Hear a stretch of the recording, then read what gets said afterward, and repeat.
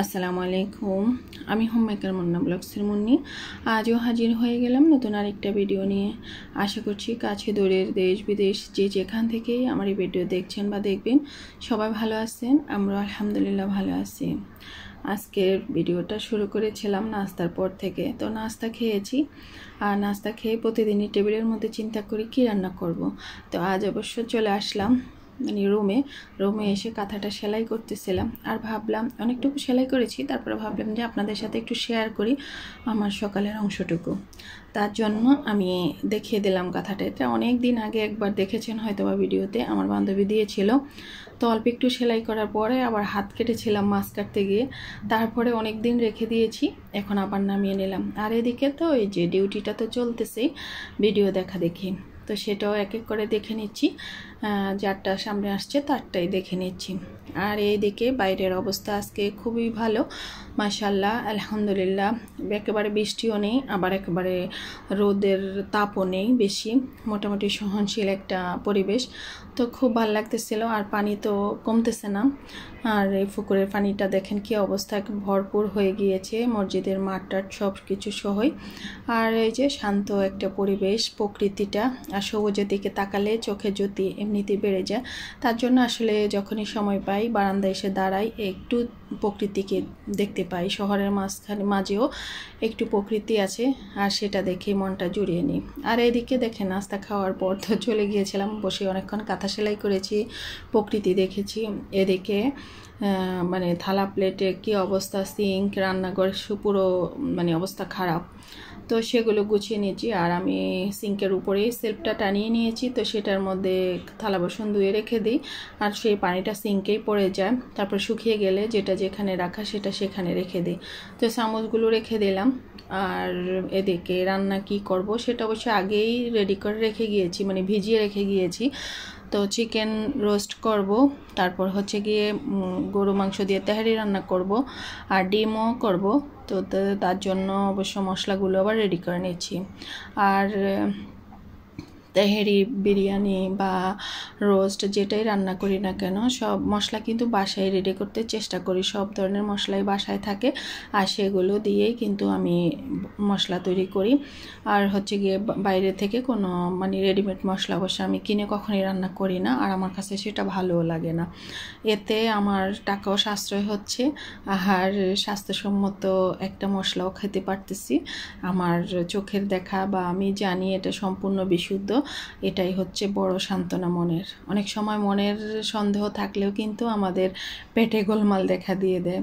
আর মনে যদি মানে ভালো থাকে বা মনটা যদি শান্ত থাকে বা মনে যদি সন্তুষ্ট থাকে, তাহলে পেটে সত্য বিষ খেলেও আমার মনে হয় বিষটা হজম হয়ে যাবে।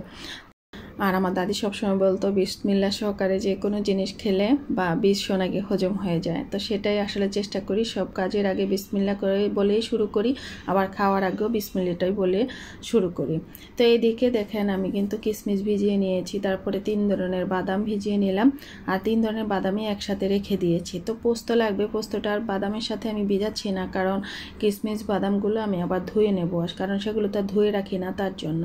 আর পোস্ত আর ধুবো কি, পোস্তটা কিন্তু আমি এনে ভালো চুলার নিচে দিয়ে শুকনা কাপড় দিয়ে আমি ভালোভাবে মুছে নিয়েছি যাতে বালি টালি না থাকে। তো সেটাই আমি পানিতে আবার ভিজিয়ে নিচ্ছি, আর এটা ভিজতে থাকুক। ওই দিক দিয়ে আমার আবার টক দই লাগবে, সেটাও করে রেডি করে নিচ্ছি। তো কিভাবে করি আজকে কিন্তু পুরো রান্নার প্রসেসটাই আমি আপনাদের সাথে শেয়ার করছি। আশা করছি শেষ পর্যন্ত আপনারা সঙ্গেই থাকবেন আর ভালোও লাগবে। আর যদি ভিডিওর কোনো অংশ আপনাদের কাছে ভালো লেগে যায় তবে লাইকটা দিতে কৃপণতা করবেন না প্লিজ।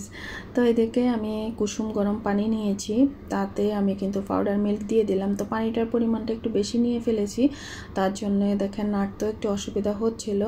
তো পরে অবশ্য আমি কমিয়ে নিচ্ছি, কমিয়ে নিয়ে তারপরে হচ্ছে গিয়ে সেটাকে আবার টক দইটাকে রেডি করে নিয়েছি। তো আমি টক দইটা আজকে সিরকা দিয়ে করব, আপনারা চাইলে লেবুর রস দিয়েও করতে পারেন। তো একটু সিরকা দিয়ে আমি কতক্ষণ ঢাকনা দিয়ে রেখে দিলেই আমার টক দইটা রেডি হয়ে যাবে। তো এই খানিকটা তো উপচে পড়তেছে কাপ থেকে, আর নাড়তেও একটু অসুবিধা হবে, তবে আমি উপর থেকে কিছুটা দুধ আমি পোস্তর সাথে দিয়ে দিচ্ছি, কারণ সেটা তো ব্লেন্ড করবই, আর সেটা তার সাথেই থাকুক। তার জন্য জন্য আমি একটু কমিয়ে নিচ্ছিলাম। আর এছাড়া আর কোনো উপায় ছিল না, হয়তো অন্য পাত্রে কমিয়ে রাখতে পারতাম। তো যাই হোক, সেটাতে কমিয়ে রেখে দিয়েছি। আর এটা এই যে নেড়ে রেখে দিচ্ছি, একটু পরেই কিন্তু টক দইটা সেট হয়ে যাবে। তো আমি কিন্তু এভাবেই সবসময় টক দইটা ঘরে তৈরি করে নিই।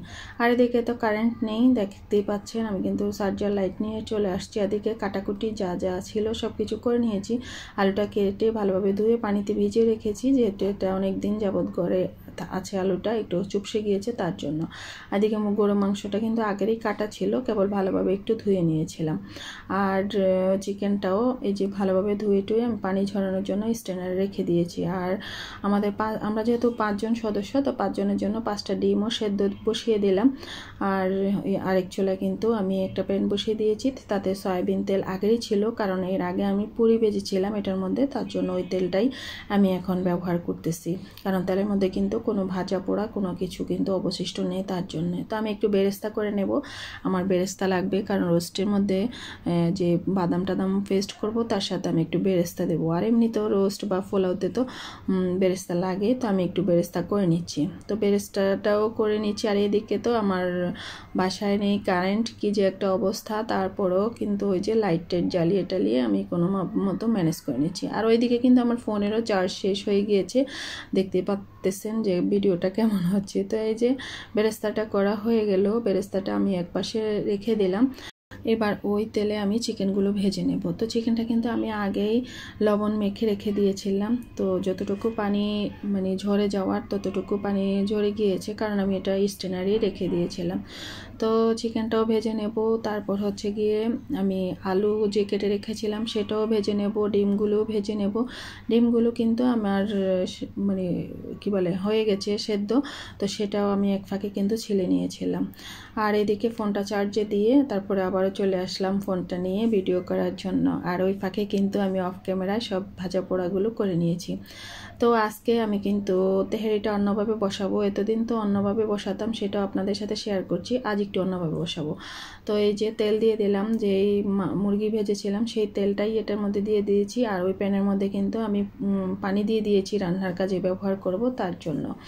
তো এখানে কিন্তু যে আমি বাদাম, পোস্ত, পেঁয়াজ, কাঁচামরিচ, পেঁয়াজ বেরেস্তা, টক দই একসাথে আমি ব্লেন্ড করেছিলাম, সেটার কি অর্ধেকটা আমি এখানে দিয়ে দিয়েছি, আর বাকি অর্ধেকটা কিন্তু রোস্টের জন্য রেখে দিলাম। তারপরে ভাবলাম যে একটু পেঁয়াজ আমার কাটা বেশি হয়ে গিয়েছে, তো ভাবলাম একটু পেঁয়াজও দিয়ে দিই সাথে, তার জন্য এই যে একটু পেঁয়াজও দিয়ে দিলাম। আর দিয়ে দিয়েছি জিরা ধনিয়ার গুঁড়া আর গরম মশলার কিছুটা পাউডার দিয়ে দিয়েছি। আর এর আগে যে আমি গরু মাংসটা কেটে রেখে দিয়েছিলাম, সেটা অবশ্য সব ধরনের মশলা দিয়ে একপাশে মেরিনেট করে আমি কিন্তু রেখে দিয়েছিলাম, তার জন্য এখানে আর সব ধরনের মশলা আমি দেইনি। আর যদি না দিতাম তাহলে হয়তো বা আমার চালের এবং মাংসের পরিমাণ অনুসারে মশলাটা দিয়ে দিতাম। আর এই যে দেখতে পাচ্ছেন সব ধরনের মশলা দিয়ে কিন্তু আমি ম্যারিনেট করে রেখে দিয়েছি, কেবল তেলটাই দেই নাই, আর বাকি সব ধরনের মশলাই দিয়ে দিয়েছি।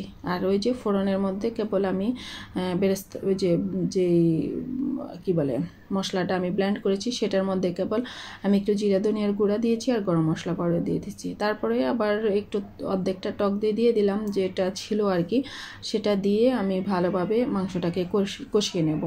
আর চেক করে কেবল লবণটা দিয়ে দিয়েছিলাম মাঝে একবার, সেটা আর আপনাদের সাথে শেয়ার করি নাই। আর সেটা তো আপনারা অবশ্যই চেক করে দেবেন। আর লবণ ছাড়া সব ধরনের খাবারই মাটি কিন্তু। তো এদিকে এই যে আমি কিন্তু কষিয়ে নিচ্ছি, তারপর ঢাকনা দিয়ে একপাশে রেখে দিই। আর ওই দিকে আমার তো মাংস টাংস সবই ভাজা হয়ে গেছে, তো এবার রোস্টটা বসিয়ে দেব। তো পেঁয়াজ ছিল, পেঁয়াজটা আমি সয়াবিন তেলে ভেজে নিয়েছি। তারপরে হচ্ছে গিয়ে যে ব্লেন্ড করা মশলাটা ছিল সেটার পুরোটাই দিয়ে দিচ্ছি, দিয়ে আমি ভালোভাবে ভেজে নেব। আর এই দিকে এত ভাজাভুজি করতে গিয়ে আমার চুলার তো 12টা বেজে গিয়েছে, ফাঁকে কিন্তু আমি চুলাটাও মুছে নিয়েছিলাম, সেটা আর আপনাদের সাথে শেয়ার করিনি। আর ওই যে টক দই একটু রেখে দিয়েছিলাম সেটাও আমি এখন দিয়ে দিলাম। তারপরে পরিমাণ মতো সব ধরনের মশলাই দিয়ে দেব। আর মুরগি রোস্টের মধ্যে আদা রসুনের পেস্টটা একটু বুঝে দিতে হয়, এত বেশি দিতে হয় না। তো আমি একটু আদা, একটু রসুন, তারপরে জিরা ধনিয়ার গুঁড়া, মানে মাংসের মধ্যে যা যা ধরনের মশলা লাগে আমি সব কিছুই কিন্তু দিয়ে দিয়েছি। তো রসুন আর আদাটা তো আগেই দিয়ে দিয়েছি, এবার কেবল আমি জিরা ধনিয়ার গুঁড়া, গরম মশলার পাউডার আর মরিচের গুঁড়াটা দিয়ে দিয়েছি, আর লবণ দিয়ে দিয়েছি, আর হলুদের গুঁড়াটা কেবল দেই নাই। তো এই তো আবারও ভালোভাবে কষিয়ে নিই, আর একটু পানি দিয়ে ভালোভাবে কিন্তু কষিয়ে নেব, নয়তো কাঁচা গন্ধটা থেকে যেতে পারে। আর আমার কাছে বাদামের গন্ধটা যতক্ষণ পর্যন্ত না যায় ততক্ষণ পর্যন্ত কিন্তু আমি ভাজতেই থাকি। তো যে ঝাড়ে করে আমি ব্লেন্ড করেছিলাম সেই ঝাড়টা ধুয়ে আমি আবার একটু পানি দিয়ে ভালোভাবে কিন্তু আমি কষিয়ে নেব মশলাটা, এতে রান্নাটাও টেস্টি হবে আর কাঁচা গন্ধটা একদমই থাকবে না। তো এটা কিন্তু ফোটার সম্ভাবনা থাকে, ছিটাছুটি আবার গায়ে এসে পড়ে, তার জন্য ঢাকনা দিয়ে কিন্তু এটা করে নিচ্ছিলাম, কষিয়ে নিচ্ছিলাম। তো কষানো হয়ে গিয়েছে, অনেকক্ষণ ধরেই কষিয়ে নিয়েছি। এবার উপর থেকে এই যে চিকেনগুলো দিয়ে দিয়েছি। তো আবারও কিন্তু আমাদের বাসায় কারেন্ট চলে গিয়েছিল, একটু চার্জ হতে না হতে আবারও কারেন্ট চলে গিয়েছিল। কি যে একটা অবস্থা, কি আর বলবো, জানি না সামনে আর দিনগুলো আবার কিভাবে পার করতে হয়, সেটাও একটা ভাবনার বিষয়। যাক, আল্লাহ যেভাবে যখন যেভাবে রাখে সেভাবে চলার মানে শক্তি দান করুক, আর ওইভাবে চলতে পারলেই একজন মানুষ সার্থক। আর এদিকে আমি আবারও কুসুম গরম পানিতে পাউডার দুধ দিয়ে মানে তরল দুধ করে নিলাম, কারণ রোস্টের মধ্যে একটু তো দুধ দিতে হবে, তার জন্য এই তো দিয়ে দিলাম। আর যে কড়াইতে আমি রোস্টগুলো ভেজেছিলাম, মানে চিকেনগুলো ভেজেছিলাম, সেই কড়াইতে কিন্তু অনেকটাই পানি থেকে গিয়েছে, সে বাকি পানিটাও কিন্তু এটার মধ্যে ঝোলের পানি হিসেবে দিয়ে দেব। তো এভাবে কিন্তু রান্না করে নিচ্ছি। সবাই জানেন হয়তো রান্না করতে, কিন্তু তারপরও আমি একটু শেয়ার করছি। অনেকেই নতুন আসতেছেন আমার ভিডিওতে, অনেকেই মানে নতুন বন্ধু অ্যাড হচ্ছেন, অনেকে নতুন গৃহিণী, হয়তো বা তাদের কোনো না কোনো কাজে লেগে যেতে পারে। তবে রান্নার প্রসেসটা কিন্তু এক একজনের এক এক রকম, এই জন্য সবার হাতে রান্না কিন্তু একরকম হয় না, এক একজনের রান্নার টেস্ট এক এক রকমই হয়ে থাকে। আর মায়েদের রান্নার কথা সেটা আর বলবো না, কারণ মায়েদের রান্না সব সময় টেস্টি হয়। সেটা সব ধরনের মায়েদেরই, সব সন্তানের কাছে তাদের মায়েদের খাবারটা অপূর্ব হয়ে থাকে। যেমন আমার বাচ্চাদের কাছেও আমার রান্নাটা অমৃত বললেই চলে। তো আমি কিন্তু ওই যে 5টা ডিম সিদ্ধ করে নিয়েছিলাম, তারপরে ভেজেও ছিলাম, সেই ডিমটা এর সাথে দিয়ে দিলাম, কারণ এখানে কিন্তু 8 পিস রোস্ট, আর আমরা হচ্ছে গিয়ে মানুষ 5 জন। তো 5 জনের 2 বেলা কিন্তু আমরা 10 জন মানুষ হব। তো এক বেলা আমরা ডিম খাবো, আর এক বেলা হচ্ছে গিয়ে আমরা রোস্ট খাবো, কারণ এই 8 পিস মুরগি ছিল, ফার্মের মুরগি আর দিলাম না, সোনালি মুরগিটাই রান্না করে নিলাম তার জন্য। তো আমার বাচ্চারা কিন্তু 2 পিস করে খেয়েছিল 2 বেলায়, কেবল আমরা খেয়েছি আর কি এক পিস করে আর কি। শুধু দুপুরবেলা খেয়েছি, রাতের বেলা অবশ্য ডিম দিয়ে খেয়ে নিয়েছিলাম। মাইনের বাবাও খেয়েছে ডিম দিয়ে, আমিও খেয়েছি। আর যদিও উনি মুরগি তেমন একটা পছন্দ করেন না, আর হাবিবকে দিয়েছি, মাইন তিতলি খেয়েছে। মোট 8 পিস মুরগি এভাবে খাওয়া হয়ে গেল।